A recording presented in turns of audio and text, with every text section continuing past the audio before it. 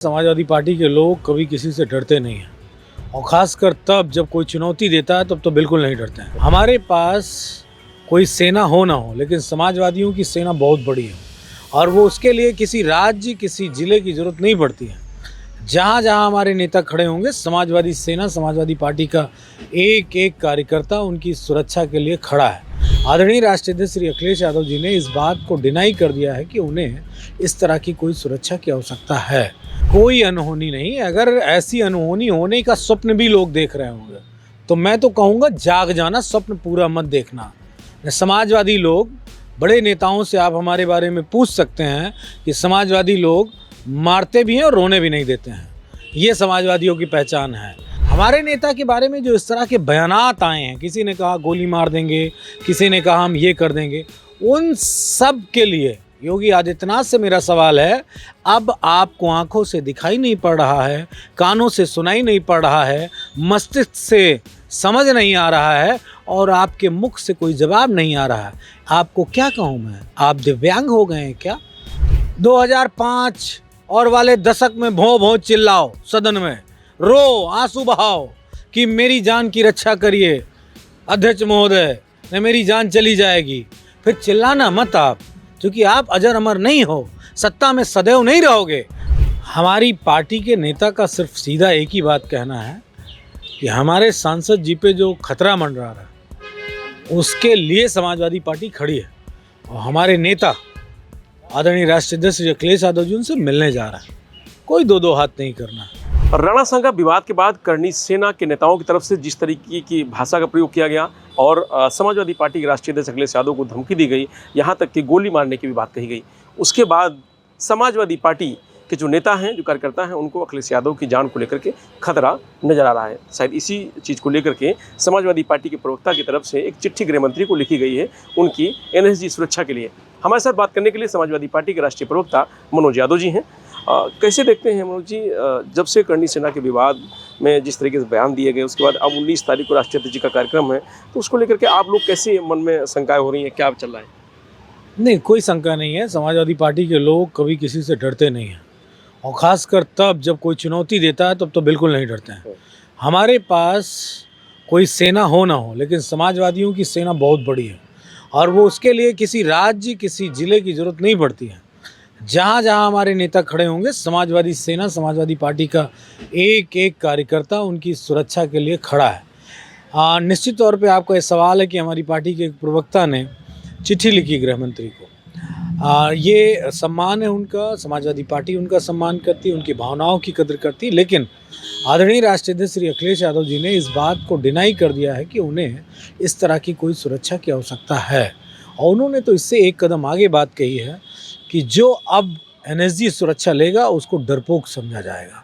तो निश्चित तौर पे जिनके पास है आज की डेट में उत्तर प्रदेश में, वो डरपोक लोग हैं और हमारे नेता की सुरक्षा समाजवादी पार्टी का हर कार्यकर्ता पूरी ईमानदारी के साथ करता है। ये भीड़ वो लोग समझ लें जिनके मनसा नहीं ठीक है कि जहां हमारे नेता खड़े होते हैं, अगर वीराने में भी खड़े हो जाएंगे तो 100, 200, 400, 500 लोग अपने आप आ जाते हैं। तो ये बात आप याद रखिएगा कि वो लोग सिर्फ उनसे मिलने के लिए नहीं आते हैं, उनकी सुरक्षा के लिए आते हैं और अगर उनका कहीं से भी कुछ बाल बाका हुआ तो उस व्यक्ति, उस समाज, उस दल, उस विचारधारा की खैर नहीं। ये बात भी वो लोग भली भांति समझ लें। लेकिन कहा जा रहा है कि जब से करणी सेना की बात कही गई है, उसके बाद से कहा जा रहा है कि भाई आगरा में कार्यक्रम है और चुनौती भी दी गई थी, इधर से भी उस तरीके की बातें की जा रही हैं, तो आपको लग रहा है कि क्या कहीं कुछ ऐसा अनहोनी होने की? नहीं, कोई अनहोनी नहीं। अगर ऐसी अनहोनी होने का स्वप्न भी लोग देख रहे होंगे तो मैं तो कहूँगा जाग जाना, स्वप्न पूरा मत देखना। समाजवादी लोग, बड़े नेताओं से आप हमारे बारे में पूछ सकते हैं कि समाजवादी लोग मारते भी हैं और रोने भी नहीं देते हैं। ये समाजवादियों की पहचान है।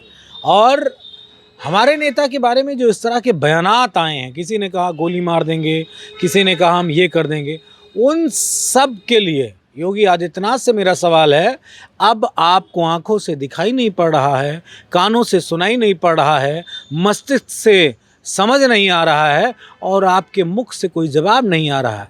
आपको क्या कहूँ मैं, आप दिव्यांग हो गए हैं क्या? जो आपको अभी ये सारे अपराधी नज़र नहीं आ रहे हैं, इन पे कोई कार्रवाई नहीं हो रही है, कल फिर चिल्लाना मत भों भों, न फिर 2005 और वाले दशक में भों भों चिल्लाओ सदन में, रो आंसू बहाओ कि मेरी जान की रक्षा करिए अध्यक्ष महोदय, न मेरी जान चली जाएगी। फिर चिल्लाना मत आप, क्योंकि आप अजर अमर नहीं हो, सत्ता में सदैव नहीं रहोगे। जो ये कृत्य कर रहे हो तो हम भी कान आँख नाक मुंह सब बंद कर लेंगे, तब आप चिल्लाना घूमते फिरना कि आपको कौन सुरक्षा देगा। तो अखिलेश जी की जान की जो खतरे की बात हुई उसको लेकर कोई ऐसी नहीं, कोई वो खतरे की कोई बात नहीं है। उनके जान माल पे अगर कुछ बनी तो समाजवादी पार्टी का एक एक व्यक्ति उस संगठन से, उन लोगों से वो पूछेगा जो उनकी कभी 100 साल पहले तक की पीढ़ियों से नहीं पूछा गया होगा। इसलिए उसको बहुत ज़्यादा मुझे नहीं लगता है कि तवज्जो इन लोगों को देना और जो चाहिए। लोग धमकी दे रहे हैं, धमकी देने वालों पे तो सरकार कार्रवाई करे। अगर सरकार कार्रवाई नहीं करती तो ये समझा जाएगा वो उनके भाई भतीजे हैं, इसीलिए सरकार कार्रवाई नहीं कर रही है, स्पष्ट रूप से। और दूसरी कोई बात नहीं। आखिर जिस तरीके से इतनी अभद्र भाषा और इतनी बड़ी धमकी देने वाले, गोली मार देना, मैं अभी बोल दूं योगी आदित्यनाथ को मैं गोली मार दूंगा, मैं तो ये उदाहरण दे रहा हूँ, बोल दूं अभी गुस्से में, तो क्या पुलिस मुझे छोड़ेगी क्या? लेकिन न पुलिस को संज्ञान लेते बन रहा है और न योगी आदित्यनाथ को। इसका मतलब वो चाहते हैं कि हमारे नेता की जान को खतरा रहे। 19 को जो कार्यक्रम है, तो क्या करनी सेना के जवाब में कार्यक्रम है या कुछ और जो राष्ट्रीय अध्यक्ष जा रहे हैं, जैसा कि सांसद जी ने कहा कि आओ दो हाथ हो जाए? हमारी पार्टी के नेता का सिर्फ सीधा एक ही बात कहना है कि हमारे सांसद जी पे जो खतरा मंडरा रहा है उसके लिए समाजवादी पार्टी खड़ी है। और हमारे नेता आदरणीय राष्ट्रीय अध्यक्ष अखिलेश यादव जी उनसे मिलने जा रहा है। कोई दो हाथ नहीं करना, हिंसात्मक कोई बात नहीं करनी।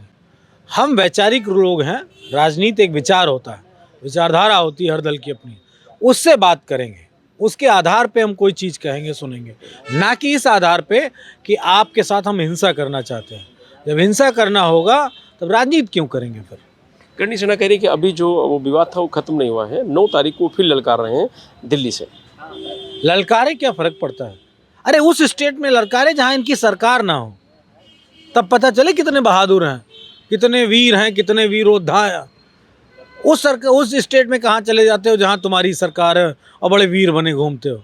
मेरा सीधा खुला चैलेंज है, जाओ उस स्टेट में करनी सेना का दिखाओ ताकत, जिस स्टेट में पंजाब में जाके दिखाओ ना, पता चलेगा जब लाठियाँ चलेंगी, पता चलेगा जब आंसू गैस के गोले आएंगे, जब पानी की बौछारें आएंगे।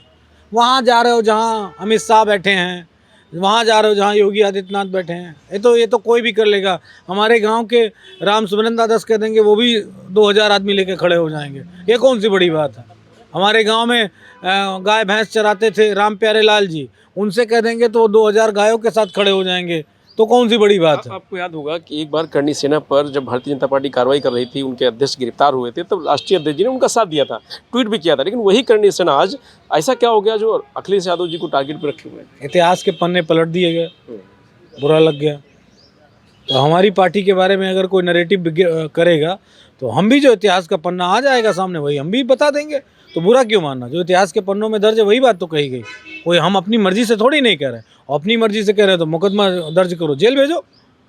जो बात भी हो, चाहे राणा सांगा जी के बारे में बात हो, चाहे किसी मान सिंह के बारे में बात हो, जयचंद के बारे में बात हो, सवाई मिर्जा जय सिंह के बारे में बात हो, दिया कुमारी के बारे में बात हो, जो कुछ कहा जा रहा है इतिहास के पन्नों में दर्ज है। और मुझे नहीं लगता किसी को बुरा मानना चाहिए।